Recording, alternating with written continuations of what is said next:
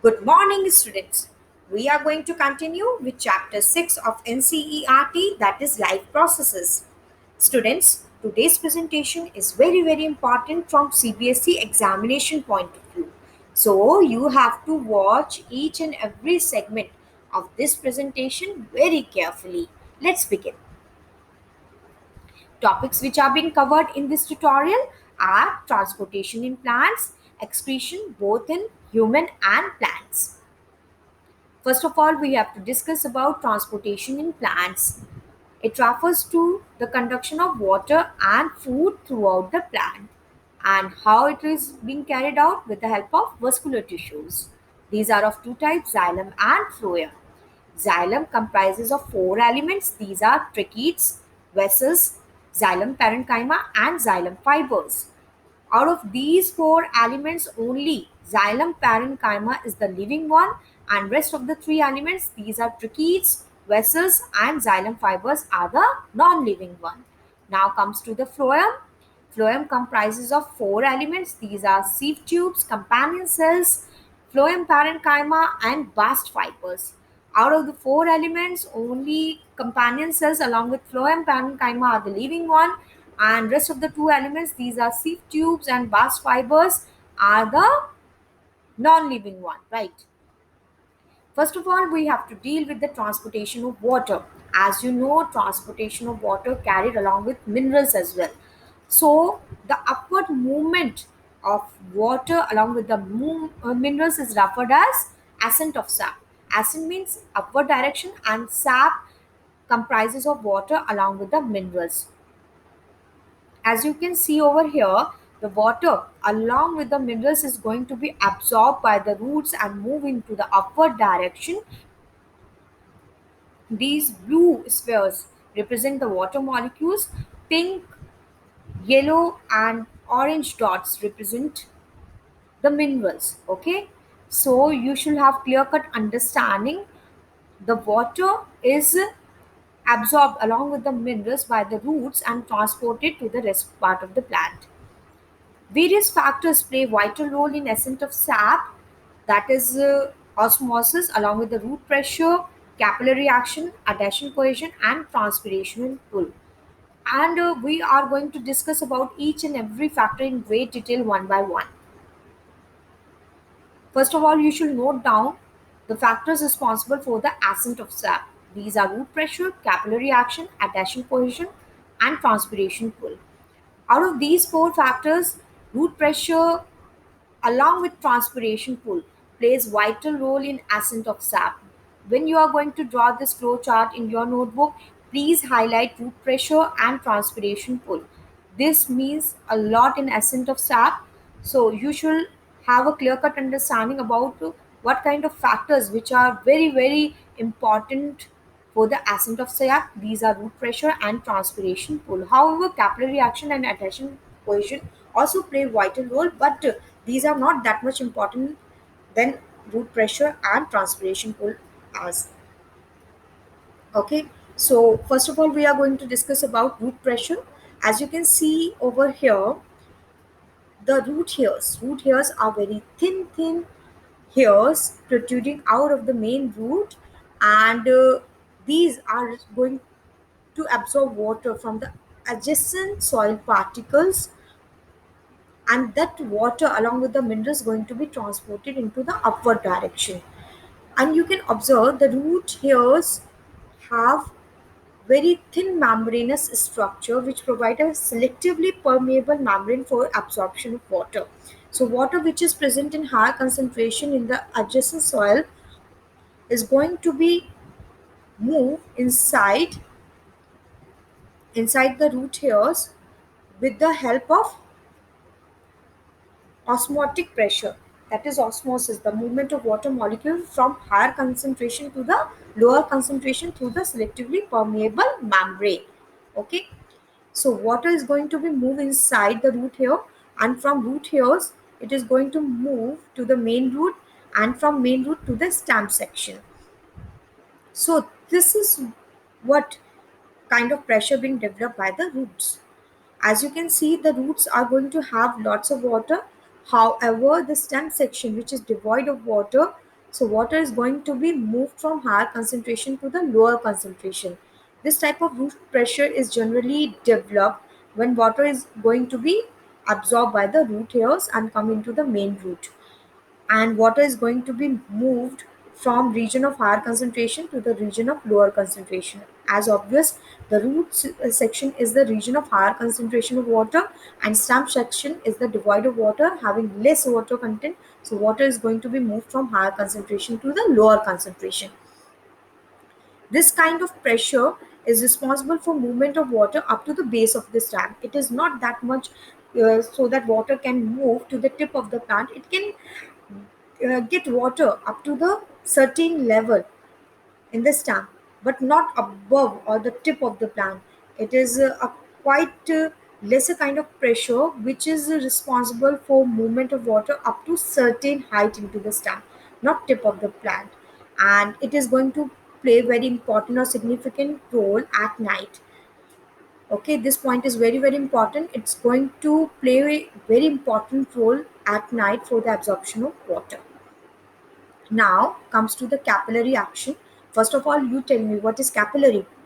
Yes, capillaries are the fine tubes. You can see in this diagram, four capillaries are being placed inside the water, and these capillaries are having different lumen or diameter. The extreme left capillaries is having the least diameter. However, the extreme right capillary is having the greater diameter or the lumen. The water level inside the first capillary, you can see it is quite higher than rest of the capillaries. So capillary is going to absorb water to certain height with the physical forces being present into the environment. So capillary action is very very important. And in plants, how these capillaries going to transport water, and what are these capillaries? These are tracheids and vessels. They provide a sort of capillary to the plant, and water which is being absorbed by the root here is going to be transported into the capillaries, that is tracheids and vessels, and transported to the tip of the plant. And you can see over here it is going out from the stomata by the transpiration as well. So you should have clear cut understanding. These capillaries are being present throughout the plant in terms of tracheids and vessels. Water is going to be rise up to the certain level with the help of some physical forces. Let's see the text section. A very fine tube is called capillary. Water or any liquid rises in the capillary because of physical forces. This point is very very important. The water level is going to be rise to some extent with the physical forces. This phenomena is called capillary action. Water in the stem rises up to certain height because of capillary action. So move to the adhesion and cohesion of water molecule. Water molecules are very very special because they have certain affinity with the adjacent particles, that is their neighboring water molecules as well. They show great affinity to the walls of the tracheids and vessels as well. You can see they have force of attraction, some force of attraction with the walls of the tracheids and vessels, and they also have the force of attraction between the adjacent molecules of similar kind, that is water molecule. Co means colleague. Okay, so when they have a force of attraction between the colleague particles, these are the water molecules having the force of attraction. And you can see over here adhesion. Adhesion is the force of attraction with the walls of a capillaries. Okay, you can see this is the force of attraction, that is adhesion, and here also adhesion. This is cohesion, this is cohesion, and this is also cohesion. Cohesion means the force of attraction between the similar kind of molecules, and here it is water. And you can see in the animated video the water molecule is passing more like a chain of beads. If one bead is going to be pulled in upward direction, the rest part of the bead is going in the same direction. So the force of attraction, the force of attraction between that of the water molecule with the wall of the capillaries or trachees of vessels, and force of attraction between the similar kind of molecule is very very important for conduction of water to certain height.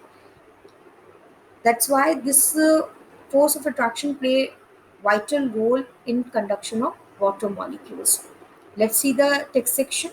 Water molecules make a continuous column. You can see over here that the continuous column is going to be created with the help of force of attraction by adhesion and cohesion. So water is going to be rise in a continuous manner. If one molecule is being pulled upward, the rest of the molecules are also being pulled upward because of these attraction, that is adhesion and cohesion. Okay, so water molecules make a continuous column in xylem because of forces of adhesion and cohesion among the molecules. I hope the adhesion and cohesion part is quite clear to you.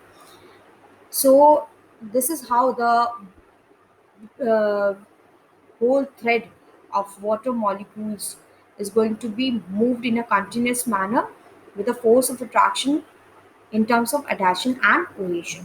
Okay, so let's move to the next section, that is transpiration pull. You have a great idea about transpiration pull. Now you have a clear cut understanding where it takes place and how does it take place with the help of stomata and lenticels. Transpiration through stomata creates a vacuum. That is very very important point. You can see in this diagram first that water is going to be absorbed by the root hairs and it moves into the tracheids and vessels, and it is being conducted with the help of adhesion and cohesion molecules and capillary action inside that of the stem and ultimately reaches towards the leaf. And on the leaf we have what, that is stomata. Stomata going to be swollen up because of absorption of water molecule, and they used to open up. Okay, so water molecule can be easily evaporated from the surface of the leaf, and this evaporation creates a suction or vacuum which leads to absorption of more and more water molecule by the root surface. As you can see, there is continuously influx and outflux or efflux of the water molecules. Influx is the water molecule is going to be absorbed by the root here and transported with the help of capillary action and reaches to the stomata, and from where they are used to be transpired out into the outer environment, and this going to create a suction so that more and more water can be absorbed. Okay, so let's see the text section. Loss of water vapor through stomata and lenticels in plants is called transpiration. Transpiration through stomata creates ultimately vacuum or suction, which is referred as transpiration pool. And this pool is very very important to conduct water to the tip of the plant. Even in the tallest plant like eucalyptus, pines, the absorption of water up to the maximum height is being done by transpiration pool. So now you can understand why I have told you before that root pressure in transpiration pools plays a vital role in conduction of the water. So this pull is very very important for conduction of the water molecule to great heights, and it is very very important during day. As you know, transpiration occurs during day, so this pull also occur during day. Now comes to the transport of food. In earlier topics as well, we have done from where the food is actually being synthesized, that is in the leaf by the process of photosynthesis, and it's going to be distributed from there to the rest part of the plant in the upward and downward direction both. And this movement of food requires a lot of energy in terms of ATP molecules. ATP are the energy rich molecules. We have done before as well. The full form of ATP is adenosine triphosphate, and it is going to be distributed in both of the direction. So the movement of food is bi-direction. Bi means two. It's a two-way directional movement of the food. However, when we are going to compare with the movement of water and mineral molecule, that is in only in upward direction. That is one direction. Okay, unidirection. One direction, unidirection. You can say for the transport of water and mineral.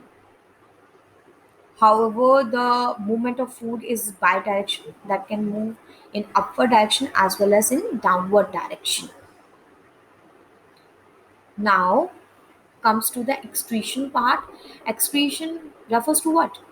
It is the removal of harmful waste material from the body of any of the organism, even from the plants or any sort of animals. And from where these waste materials are being generated? Of course, from metabolic activities. These need to be removed in time because their accumulation ultimately leads harmful effect and can be lethal for an organism. How they are going to be lethal? They can lead to the death of the organism as well. So they are very very harmful. They need to be removed out or excreted out from the body. We have to deal excretion both in human and plants. First of all, we are going to discuss about excretion in human. Excretion in human is done by kidneys. Kidneys are the excretory organ of the human. A tube called ureter comes out of each kidney and goes into the urinary bladder. A sort of tube which is coming from the kidney and merges into the urinary bladder. Bladder is a bag kind of thing where the urine is going to be collected and ultimately passed out from the urethra. You can imagine 1 to 2 liters urine is formed on daily basis in a healthy individual. 1 to 2 liters. Can you imagine this much amount of waste is being generated inside our body? Now comes to the kidney. Position of the kidney. Kidney is a bean shaped organ which lies near the vertebral column in the abdominal cavity. The kidney is composed of many filtration units. These filtration units are referred as nephrons. Nephrons are referred as a filtration unit as well as the functional unit of the kidney. Now comes to the excretory system. Have a view over it. You can see a pair of kidney is being presented, and these are bean-shaped structure in the abdominal cavity.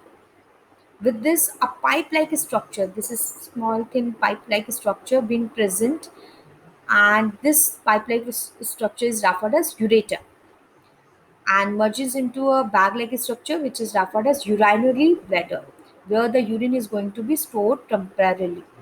And when this bladder is going to be filled, we have the urge to pass the urine and we go for the urination. Now the urine is going to be passed out from the opening that is referred as urethra. Okay. uh, the kidney is going to filter the blood which is carried by artery, and the artery name is aorta. We have done the aorta, that is the biggest artery, and the biggest artery is going to carry the blood which is rich in nitrogenous waste material or any sort of waste material coming into the kidney for the filtration. And the branch which is coming from the aorta to the kidney is referred as renal. Why it is referred as renal? Any term which is being associated with the kidney is referred as renal. So the branch of the aorta which is coming inside the kidney for the filtration of blood is referred as renal artery. And the vein which is carrying the blood which is having some sort of purity, as all of the waste is being eliminated from it and it's going out, is referred as renal vein. And renal vein will carry blood towards heart and ultimately goes into the lungs for the oxygenation. So you should have clear cut idea that renal artery is going to carry blood inside the kidney and renal vein is going to carry blood out of the kidney. Okay. Now come to this section. This is your transverse section of kidney, and you can see the outer region is the cortex one, the middle region is the medulla, and the inner region is the pelvis one. Okay, so you can see over here that it comprises of three sections. The outer is cortex, the middle is medulla, and the inner one is the pelvis. So kidney basically comprises of three regions. Now comes to the animated video. You can easily see the kidney and the small tubes which are coming out of the kidney and merges into the urinary bladder are the ureter, and urethra is the outermost opening from where the urine is actually passed out. Okay, now come to this section. This is kidney, and here the filtration unit or filtering unit, that is nephron, is being fixed, and nephron is going to filter all of the blood and led to the formation of urine. Urine is going to be excreted out from the opening that is referred as urethra. Okay, when urinary bladder is going to be filled with urine, it is going to be passed out from the opening which is referred as urethra. Now comes to the nephron. Nephron is very important. It is function unit. Before going to the text, I just want you to be familiar with the diagram of the nephron. This is Bowman's capsule, and inside the Bowman's capsule there is a tuft of capillaries or the fine network of the capillaries which is referred as glomerulus. And Bowman's capsule merges into the proximal convoluted tubule, and proximal convoluted tubules moves downward in the form of hairpin like a structure which is referred as loop of Henle, and from there it makes the distal convoluted tubule and ultimately merges into the collecting duct. Collecting duct is that duct which is going to take urine from several of the nephron. So it is referred as collecting duct because it's going to collect the urine from various nephron. You can see here it is going to collect urine from 1, 2, 3, 4, 5, 6, and so many nephrons. Okay, so it is basically referred as a collecting duct. Why this section is referred as proximal convoluted tubule? Because it is quite near to the Bowman's capsule. So it is referred as proximal convoluted tubule, and it is hairpin like of a structure which is referred as loop of Henle. Henle is the biologist who discovered this section, so it is referred as loop of Henle. And why this is referred as distal? Because it is quite far from the Bowman's capsule, और ये बहुत दूर है, इसीलिए बोमेस capsule से बहुत दूर है, इसीलिए इसका नाम डिस्टल कॉन्वोल्यूटेड ट्यूब्यूल है. You should have clear cut understanding about this.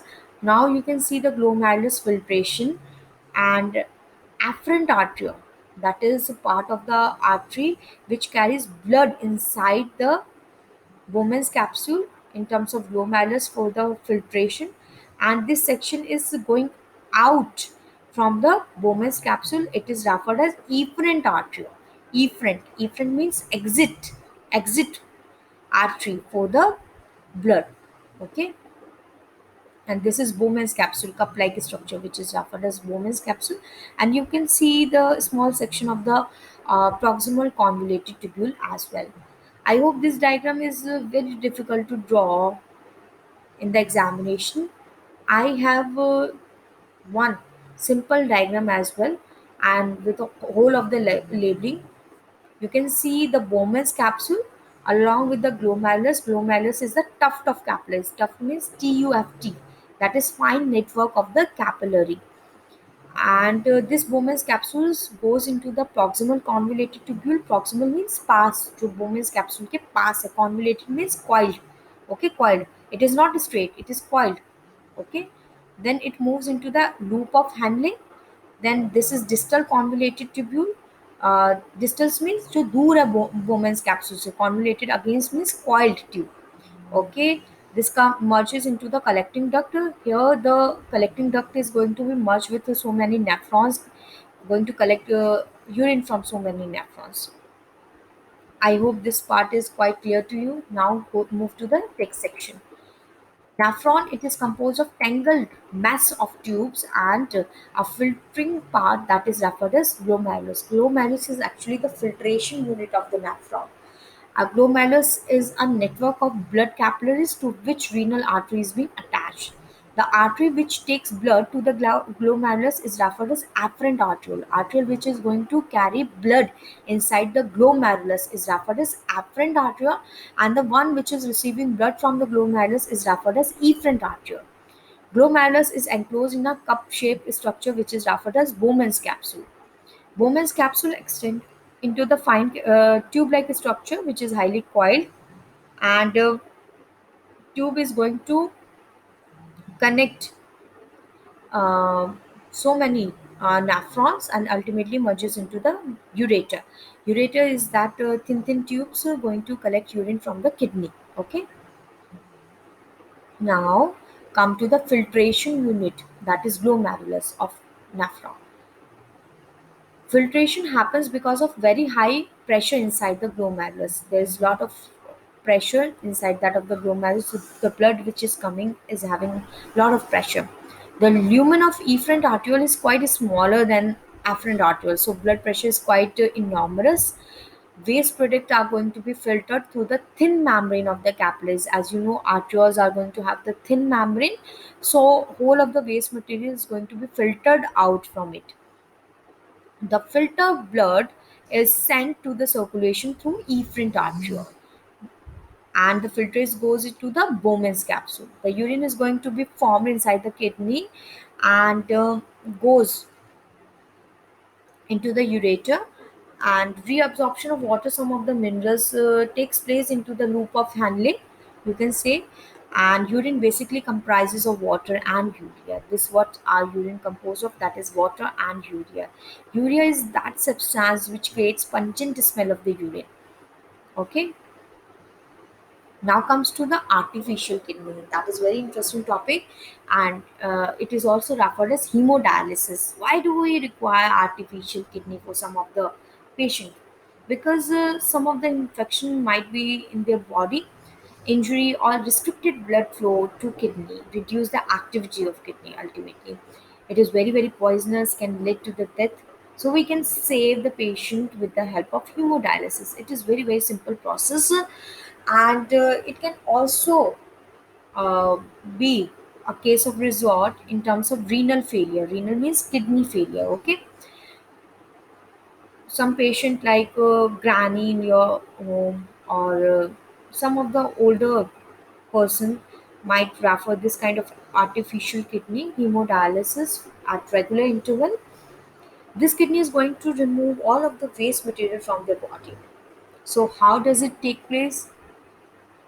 You can see here the patient blood, the blood which is having lot of waste material is being collected into a chamber like structure, and this chamber is having the fluid which is referred as dialysis fluid.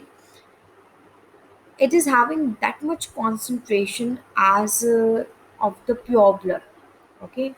So the waste material is going to be passed by the process of osmosis from the higher concentration to the lower concentration. You can see here also the blood which is having lot of waste material is going to filter with the help of selectively permeable membrane or semi-permeable membrane present by these small tubules, and the waste material is going inside the yellow structure. This is dialysate here, and the blood which is coming from the patient body is having lots of nitrogenous waste material. It's going to be into the this yellow color fluid, that is dialytic fluid, and ultimately the blood is going to be purified, devoid of any sort of nitrogenous waste or any sort of waste. Okay. So the purified blood is again infused into the patient body.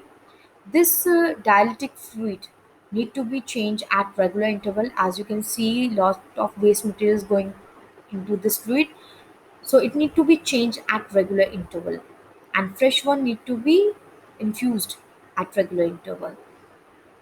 Okay, this is how our dialysis is going to happen. This ultimately refers to the filtration of blood. That's why we also refer dialysis as hemodialysis.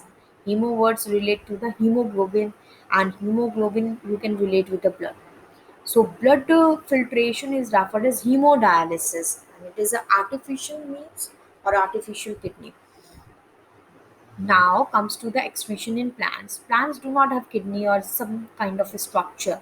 The waste product are basically the product of respiration and photosynthesis. As you know, photosynthesis products are going to be utilized into the respiration, and respiration byproduct are going to be utilized in the photosynthesis.